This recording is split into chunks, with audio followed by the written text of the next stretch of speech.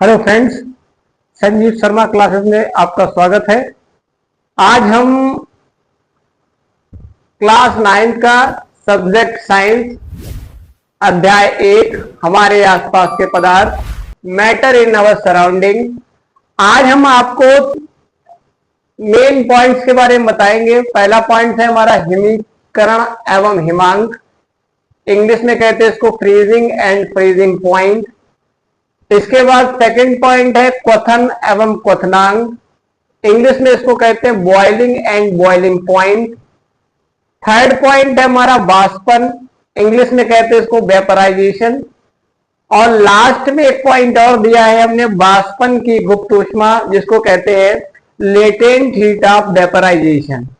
तो आज हम इन 4 पॉइंट के बारे में पहले बात करेंगे, अच्छे से समझेंगे, जिससे आप चीजों को क्लास में ही याद कर लें, आपको ज्यादा दिक्कत ना हो। तो पहले आप इसका एक स्क्रीनशॉट ले लें, जिससे आपको लिखने में दिक्कत ना हो, सारी चीजें आपको क्लियर मिल जाए। तो आइए स्टार्ट करते हैं। पहला पॉइंट है हमारा हिमीकरण एवं हिमांक। इंग्लिश में इसको कहते हैं फ्रीजिंग एंड फ्रीजिंग पॉइंट। अब ये होता क्या है, तो पहला हम इसका परिभाषा को समझते हैं।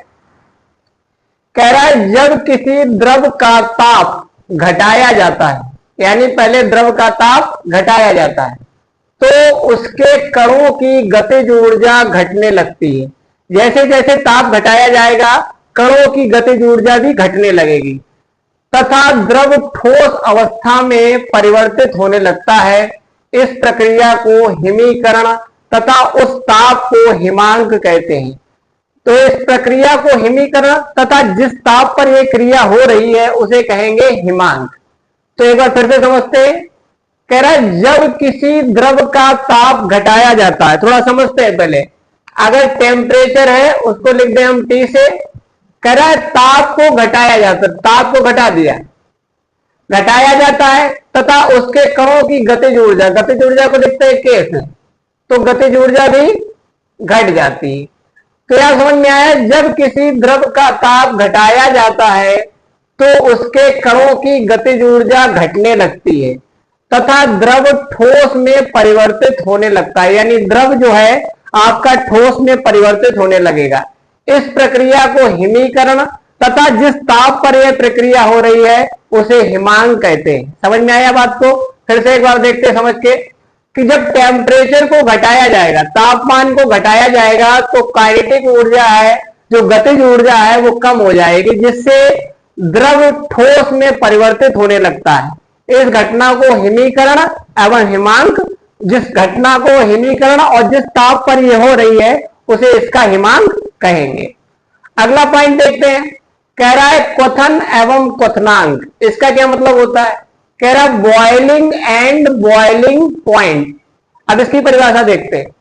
कह रहे जब किसी द्रव को गर्म करते हैं, जब किसी द्रव को गर्म करते हैं तो इसका ताप बढ़ने लगता है।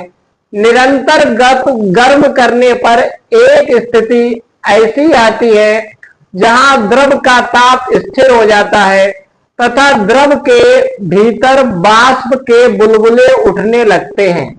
इस क्रिया को क्वथन तथा इस ताप को क्वथनांक कहते हैं। यहां समझने वाली बात है, जब द्रव को गर्म करते हैं तो उसका ताप बढ़ने लगता है। ताप जब बढ़ता है तो एक स्थिति ऐसी आती है जब द्रव का ताप स्थिर हो जाता है तथा द्रव के भीतर वाष्प के बुलबुले उठने लगते हैं। बुलबुले का मतलब होता है उसमें उबलना चालू हो गया। तो जब उबलना स्टार्ट हो जाता है तो इस प्रक्रिया को कहते हैं क्वथन तथा जिस ताप पर यह प्रक्रिया हो रही है उसे कहेंगे क्वथनांक। तो अब समझ में आ गया होगा, क्वथन का मतलब होता है उबलना और जिस ताप पर यह क्रिया हो रही है उसे कहेंगे क्वथनांक। तो 2 पॉइंट हो गए, यानी द्रव का उबलना, इसको आप ऐसे भी समझ सकते हो, द्रव का उबलना क्वथन और जिस ताप पर उबलेगा उसे उसका क्वथनांक कहेंगे। तो यहां तक समझ में आ गई बात। अगला देखते हैं पॉइंट। कह रहा है वाष्पन। इंग्लिश में कहते हैं इसको वेपराइजेशन। अब ये क्या होता है इसकी परिभाषा देखते हैं। कह रहा है वह प्रक्रिया जिसमें एक निश्चित ताप निश्चित होना चाहिए तथा दाब भी निश्चित होना चाहिए, पर द्रव अवस्था से गैस अवस्था में परिवर्तित होती है, वाष्पन कहलाती है। यानी वह प्रक्रिया जिसमें द्रव अवस्था से गैस अवस्था में परिवर्तित होता है उसे वाष्पन की अवस्था कहते हैं। तो इस प्रक्रिया में निश्चित ताप होना चाहिए तथा निश्चित दाब होना चाहिए। यहां पर जो मेन वर्ड है उनके नीचे हमने लाल कलर से अंडरलाइन कर दिया है। तो वाष्पन को एक बार फिर से समझते हैं। कह रहा वह प्रक्रिया जिसमें एक निश्चित ताप तथा दाब पर, एक निश्चित ताप होना चाहिए तथा एक निश्चित दाब होना चाहिए। द्रव अवस्था से गैस अवस्था में परिवर्तन, द्रव से गैस अवस्था में जो परिवर्तन होगा उसे वाष्पन कहेंगे। इंग्लिश में इसको कहते हैं वेपराइजेशन। तो यहां तक समझ में आ गया। इसके बाद अगला पॉइंट है हमारा वाष्पन की गुप्त ऊष्मा। अब ये क्या होता है? कह रहा लेटेंट हीट ऑफ वेपराइजेशन। अब इसे कैसे पढ़ेंगे, समझेंगे कैसे? तो यहां पे कुछ परिभाषा फॉर्म में दिया गया है क्वथनांक पर, यानी क्वथनांक का मतलब होता है किसी द्रव का उबलना। क्वथनांक पर गर्म करने पर द्रव के ताप में वृद्धि नहीं होती। जब क्वथनांक का ताप होता है तो उसमें कोई वृद्धि नहीं होती, क्योंकि संपूर्ण ऊष्मा द्रव को वाष्प में परिवर्तित करने में व्यय हो जाती है। क्योंकि संपूर्ण ऊष्मा, जितनी भी ऊष्मा दी जा रही है वो द्रव को वाष्प में परिवर्तित करने में व्यय हो जाती है। इस व्यय ऊष्मा को ही वाष्पन की गुप्त ऊष्मा कहते हैं। यानी द्रव का वाष्प में परिवर्तन के लिए जितनी ऊष्मा जरूरत होगी उसे कहेंगे वाष्पन की गुप्त ऊष्मा। तो यहां पे एक बार फिर से समझते हैं। कह रहा है क्वथनांक पर गर्म करने पर द्रव के ताप में वृद्धि नहीं होती, यानी द्रव का ताप नहीं बढ़ रहा, क्योंकि संपूर्ण ऊष्मा द्रव को वाष्प में परिवर्तित करने में व्यय हो जाती है। क्योंकि संपूर्ण ऊष्मा द्रव को वाष्प में परिवर्तित करने में व्यय हो रही है, इस व्यय ऊष्मा को ही वाष्पन की गुप्त ऊष्मा कहते हैं। तो अब आपको ये 4 पॉइंट समझ में आ गए होंगे। पहला पॉइंट हिमीकरण एवं हिमांक, इंग्लिश में freezing and freezing point. Second point क्वथन एवं क्वथनांक, इंग्लिश में boiling and boiling point. Third point वाष्पन, इंग्लिश में वेपराइजेशन। फोर्थ पॉइंट वाष्पन की गुप्त ऊष्मा, लेटेंट हीट ऑफ वेपराइजेशन, इसके बारे में समझ में आ गया। अब यहां पर हमने एक फिगर के टाइप दिया गया जिसके आप चीजों को अच्छे से समझ जाएं। तो यहां पर थोड़ा समझते हैं कि जब ठोस को ऊष्मा दी जाती है तो वह द्रव में परिवर्तित हो जाता है। या ध्यान से समझिए, जब ठोस को ऊष्मा दी जाती है तो वह द्रव में परिवर्तित हो जाता है। सेम प्रोसेस पे जब द्रव को ऊष्मा दी जाती है तो वो गैस में परिवर्तित हो जाता है।